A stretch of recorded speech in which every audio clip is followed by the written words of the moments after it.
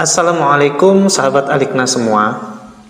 Orang tua itu merupakan wali dari seorang perempuan.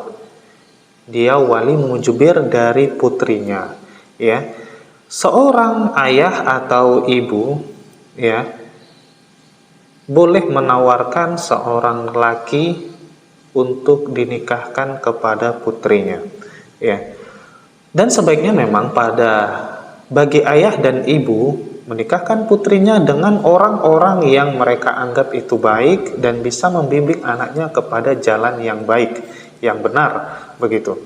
Tapi sahabat Alikna semua, walaupun apa yang diinginkan orang tua itu atau apa yang difikirkan orang tua itu adalah sesuatu yang baik, yang sesuai dengan agama, tapi tidak berarti bahwa orang tua itu boleh memaksa putrinya untuk dinikahkan dengan seseorang yang mereka anggap itu bagus, ya. Karena seorang putri juga memiliki keinginan, dia juga tahu cara bagaimana mewujudkan impiannya di dalam berumah tangga, ya. Kalau di dalam fikih, sahabat semua, kita sering mendengar istilah wali mujbir, ya. Wali mujbir itu adalah seorang wali yang apabila dia membuat keputusan kepada putrinya, maka tidak ada satupun yang bisa melarangnya. Tapi sahabat Alikna semua, bukan berarti keputusan itu adalah keputusan yang mutlak bagi seorang ayah yang bisa dia paksakan kepada putrinya, sehingga mau nanti putrinya itu bahagia atau tidak, senang atau tidak, dia ridho atau tidak, pokoknya langsung dinikahkan, diputuskan saja keputusannya, maksudnya gitu. Tidak seperti itu, karena sebenarnya di dalam Islam juga ada adab-adabnya, ya. Wa ja'ala bainakum mawaddatan wa rahmah, dan Allah menjadikan di antara kalian itu ada mawaddah, rasa cinta, warahmah, dan kasih sayang. Tapi sahabat Alikna semua, cinta dan kasih sayang itu tidak akan terwujud dari suatu hubungan yang itu dipaksakan, ya. Kita harus paham bahwa yang mau hidup itu adalah orang yang menikah, bukan orang yang menjodohkan. Biarlah kalau memang kita menjodohkan orang itu mendapatkan pahala, mencarikan jodoh yang terbaik bagi seseorang itu adalah mendapatkan pahala yang baik, yang besar, tapi bukan berarti kita mendapatkan pahala dengan cara yang tidak dibenarkan oleh syariat, ya, tidak dibenarkan oleh agama kita. Ya, di dalam satu hadis yang diriwayatkan oleh Imam Baihaqi, ya, di situ dijelaskan amirun nisa fi anfusihinna. Rencanakanlah, diskusikanlah, musyawarahkanlah suatu pernikahan itu dengan para wanita. Fa inna sayyiba ta'rubu an nafsiha.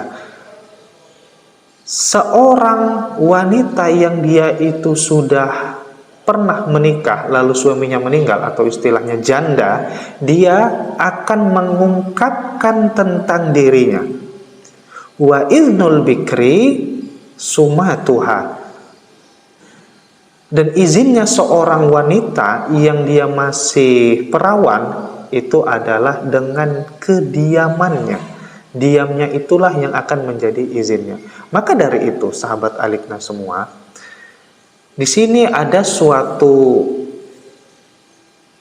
konsep yang ditawarkan Nabi kepada kita, yaitu beda antara yang dia masih janda dan berbeda dengan yang masih perawan. Kalau yang perawan izinnya itu diam, sementara yang janda itu izinnya adalah dengan cara dia mengungkapkannya terlebih dahulu, ya. Maka dari itu sahabat Alikna semua, di hadis yang lain juga dijelaskan la tunkahul ayyimu hatta tastamir. Seorang wanita yang janda itu tidak boleh dinikahkan kecuali kalau dia udah menyuruhnya, dia udah bilang. Wala tunkahul bikru illa biizniha. Dan seorang wanita yang masih perawan itu tidak dinikahkan kecuali dia sudah mengizinkannya. Lalu sahabat bertanya, qalu kaifa iznuha ya Rasulullah, bagaimana bentuk izinnya ya Rasulullah? Padahal perempuan itu kan dia pemalu, ya. Maka Rasul menjawab, antaskut, izinnya perempuan itu kalau dia diam, ya, itu pertanda ridhonya. Baik, sahabat Alikna semua. Tapi di suatu keadaan, ya, Nabi itu kalau mau menjelaskan khitbah, mau menikahkan orang, dia bilang, ya baniya, inna fulanan qad khotobaki, wahai putriku, sesungguhnya ada laki-laki yang sedang mengkhitbahmu.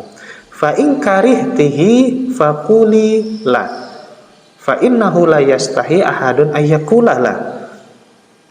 Apabila engkau tidak menyukainya, maka katakan tidak, karena nggak ada orang yang sungkan, yang ragu untuk mengatakan tidak. Wa in ahbabti fasukutuki ikrarun. Dan apabila engkau memang menyukainya, yaitu orang yang mengkhitbahmu itu, yang meminangmu itu, maka diammu itu adalah pertanda engkau setuju atau suka kepadanya. Nah dijelaskan di dalam kitab Akhlak al-Usrah al-Muslimah bahwa pada saat Nabi mengatakan itu kepada putri-putrinya, Nabi juga tidak langsung mengatakannya di hadapan putrinya, miwaroi hijab. Nabi kita menanyakannya di balik hijab. Itu menunjukkan betapa wanita yang mau dinikahkan itu sangat dihargai, ya. Dia tidak boleh direndahkan, ya. Betapa ketika wanita dinikahkan itu tidaklah boleh disamakan dengan suatu benda yang mau dijual, ya. Mau suka nggak suka, pokoknya dijual. Benda itu kita nggak minta izin sama dia kalau kita mau menjualnya. Tapi ini seorang wanita yang di dalam Islam dia itu sangat diagungkan, maka ketika mau menikahkannya haruslah dimintai dulu izinnya, harus ditanya, ya sahabat semua. Bahkan di dalam di riwayat At-Tabrani dijelaskan bahwa ketika Sayyidina Ali mengkhitbah Sayyidah Fatimah, Nabi kita mengatakan kepada Sayyidah Fatimah, Ibna Aliyan qad zakaroki, sesungguhnya Ali menyebutmu, ya, mengingatmu. Nabi kita nggak pakai kalimat yang sharih, nggak pakai kalimat yang jelas, tapi Nabi kita pakai kalimat kinayah. Ini menunjukkan betapa mengambil izin, menanyakan keriduan seorang wanita itu harus dengan cara yang lembut, harus dengan cara yang sopan. Nah, kalau sudah pakai cara yang lembut dan cara yang sopan, itu menunjukkan bahwa kita sangat menghargai wanita. Dan pada akhirnya nanti, andaikan pun keputusannya itu dia memilih menerima atau dia memilih untuk tidak menerima, insya Allah keputusan dua-duanya itu tidak akan menjadi suatu yang menyakitkan hati ataupun yang membuat orang menjadi tidak enak, ya. Begitulah konsepnya di dalam Islam, sahabat semua. Jadi silahkan dimintai izin wanita itu, seorang putri atau anak gadis itu ketika dia mau dinikahkan, ya. Karena walaupun sahabat Alikna semua pilihan orang tua itu adalah pilihan yang bagus, atau dia orang yang soleh, yang berpendidikan, tapi tetap yang mau hidup itu bukanlah orang tuanya, melainkan anaknya.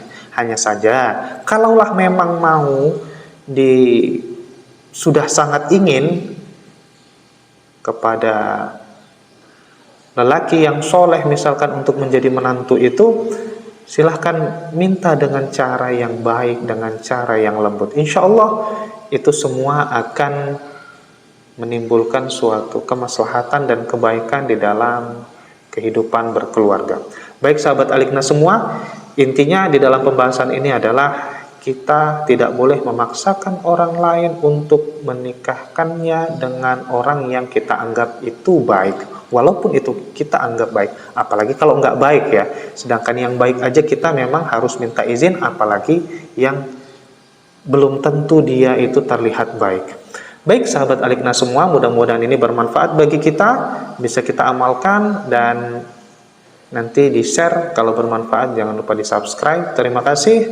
Assalamualaikum warahmatullahi wabarakatuh.